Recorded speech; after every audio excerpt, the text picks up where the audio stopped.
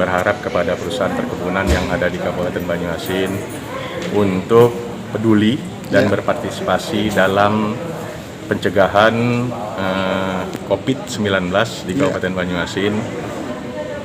Diharapkan bantuan baik berupa alat pelindung diri maupun sembako, dan diharapkan bantuan tersebut langsung diserahkan kepada posko gugus tugas COVID-19 Kabupaten Banyuasin yang bertempat di auditorium.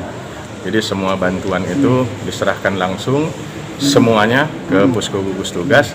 Tinggal nanti posko gugus tugas yang menyampaikan kepada yang berhak untuk menerima bantuan tersebut. Sejauh ini Pak, berapa banyak sudah pihak perusahaan yang di wilayah Kabupaten Banyuasin yang peduli COVID, Pak?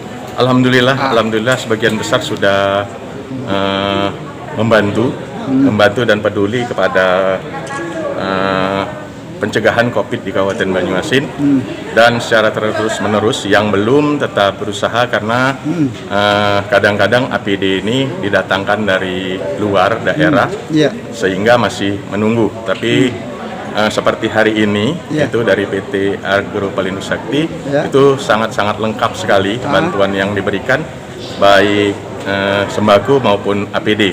Dan kami berharap kepada perusahaan-perusahaan lain yang ada di Kabupaten Banyuasin ini tetap turut membantu dan sumbangsi atas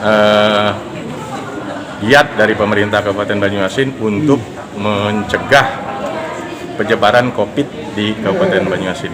Oke, terima kasih banyak Pak Kepala Dinas Perkebunan dan Peternakan Pak Edil Fitriadi menjelaskan bahwa pihak perusahaan terus membantu peduli COVID-19 di Kabupaten Banyuasin.